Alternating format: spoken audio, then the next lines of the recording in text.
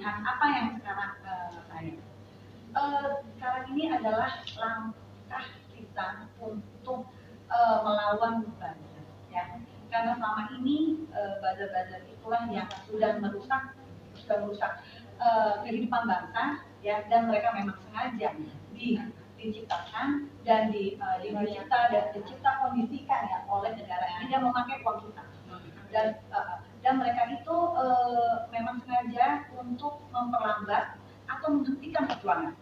Saya di sini sebagai korban dari framing dan buzzer rupiah, saya memutuskan untuk saya bangkit dan saya akan lawan. Yes. Keadilan saya tidak akan berhenti sampai kedaulatan ada di tangan rakyat. Yes. Ya.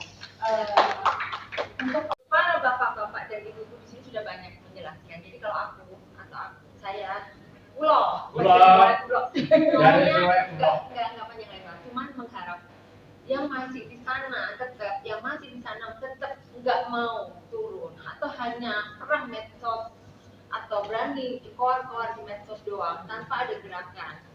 Saatnya lah turun. Kalian mau perubahan, nggak akan pernah bisa pak cuma medsos. Saatnya turun. Kita ini sudah di ujung tanduk, negara sudah tidak punya uang. Jadi kita hanya membayar utang dan bunganya itu luar biasa. Sudah disebutkan juga oleh teman-teman kita sini berapa utang kita dan berapa yang harus dibayar beserta bunganya. Anak dan cucu kita itu nasibnya sudah di ujung tanduk. Kalau kita itu memang masa depannya sudah tinggal berapa saat lagi, ya. Tapi anak cucu kita itu masih panjang banget masa depannya. Terus kita yang harus wajib berjuang untuk membela mereka saat ini atau terlambat sama sekali. Ya, Pak. Tidak ada begini-begini lagi, ya Pak, ya. Udahlah, kalau udah nggak becus ya udah turun aja. Udah ya, Pak. Ini pesan-pesan buat dari mak-mak seluruh Indonesia. Jutaan nih ya, mak-mak pasti bicaranya seperti saya ini, Pak.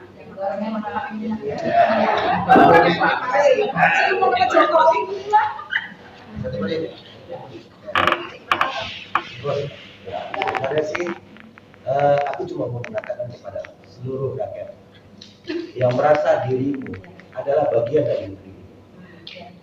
Mulailah bersuara dengan lantang, karena negara kita tidak baik-baik saja.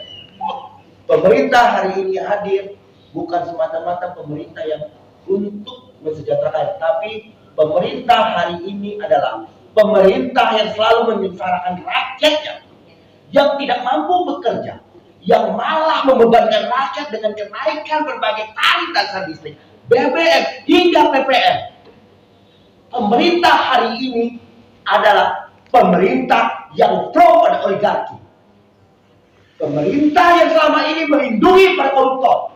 Kenapa kita bilang pemerintah para koruptor? Karena di pemerintahan hari ini berbagai kasus korupsi hilang di telan bumi. Bahkan putusan Mahkamah Agung berkali-kali membebaskan koruptor. Maka sudahilah, mulailah kita bersuara, hentikan rejim penghambat oligarki. Hidup rakyat.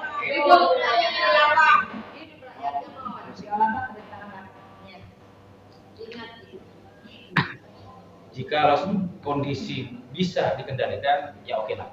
Tapi ternyata saat ini seluruh unsur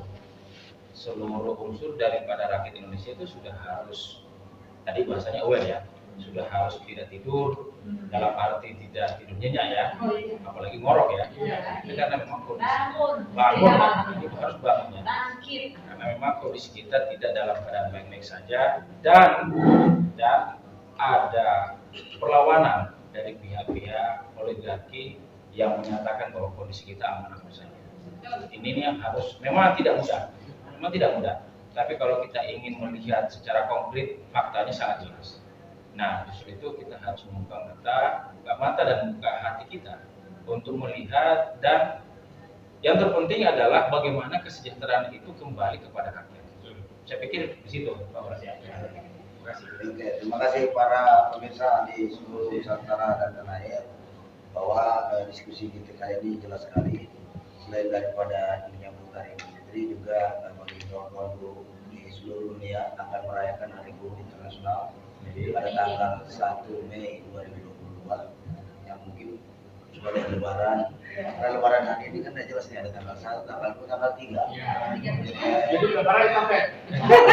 Ini salah satu bentuk juga kegagalan Jokowi juga. Menetapkan satu titik Pemerintahan satu Syawal. Lebaran Itu tidak ada. susah aman. Jadi bulan itu Dan hanya di rejim Jokowi ini sampai ada tanggal 1, 2, 3. Biasanya 1, 2 hari aja ini jempol 3 hari. Jadi masaknya jadi banyak. iya, masaknya di kemana-mana saking liberalnya ya. Saking liberalnya pemerintah Jokowi, ya kan undang-undang omnibus law kaum liberal terlalu liberal sehingga menguntungkan para oligarki kekuasaan. Undang-undang Minerba juga demikian, hanya menguntungkan oligarkinya. Undang-undang IKN juga demikian, ya kan. Dan begitu banyak lagi kebijakan ini. Dan terakhir adalah masalah tata kelola minyak goreng yang sudah semakin amburadul. Dan minyak goreng ini sebenarnya sudah sejak dulu kartel-kartel mafia minyak goreng ini beroperasi. Bahkan waktu zaman Presiden Jokowi juga sudah benar, cuma ini yang paling fatal ketika klimaksnya mungkin di rejimnya Jokowi ini, ketika misalnya terjadi kelangkaan barang, kemudian ketika barang ramai di pasaran ternyata sudah naik 2 kali lipat, dan kemudian ketika pemerintah minta supaya penurunkan harga juga nggak turun. Nah, artinya rejim Jokowi sebagai pimpinan tertinggi di Republik Indonesia ini sudah tidak didengarkan lagi oleh oligarki yang memakai minyak goreng ini. Kemudian juga, ya kan, kebijakan kemarin tidak didukung karena dirjennya tetap mengizinkan ekspor. Jadi oligarki tidak mendukung, perangkat juga di dalam tubuhnya sendiri sudah tidak mendukung. Apalagi rakyat yang menerima semua beban ini gitu loh, ya kan? Di sini tidak didukung, di sini tidak didukung juga. Terus kita rakyat disuruh mendukung, ya enggak lah. Hari ini rakyat juga sudah sampai kepada titik klimaksnya, ya kan? Ini karena hanya tertahan oleh suasana Ramadan dan Idul Fitri aja. Kita nggak tahu nih setelah Lebaran dan Idul Fitri akan seperti apa kondisi Indonesia. Yang intinya kaum buruh Indonesia, para mahasiswa, emak-emak, pemuda, pelajar, rakyat miskin, petani, ya, semuanya pasti akan bergerak. Karena kalau rejim ini dibiarkan, rakyat tidak akan memperoleh kesejahteraan. Karena ingat, tugas presiden itu adalah yang pertama mencerdaskan kehidupan bangsa, mensejahterakan rakyat Indonesia, menjaga kepada rakyat Indonesia. Dan yang keempat melaksanakan politik bebas aktif untuk menjaga perdamaian dunia. Tapi semuanya ini tidak bisa terwujud dengan kondisi kepemimpinan yang tidak strong, kata Bapak Mahfud MD. Ya kan? Kata Bapak Mahfud MD perlu pemimpin yang strong untuk mewujudkan cita-cita ini. Ya kan, maka dari itu kami dari Aliansi Rakyat Bulan, dari Persaudaraan Pekerja Muslim Indonesia, selain mengucapkan Hari Buruh Internasional, selamat Hari Buruh Internasional buat kaum buruh Indonesia dan internasional, juga mengajak kepada seluruh rakyat Indonesia untuk bangkit melawan. Kita rebut kedaulatan. Ada di tangan rakyat. Ingat, kedaulatan ada di tangan rakyat. Wajib.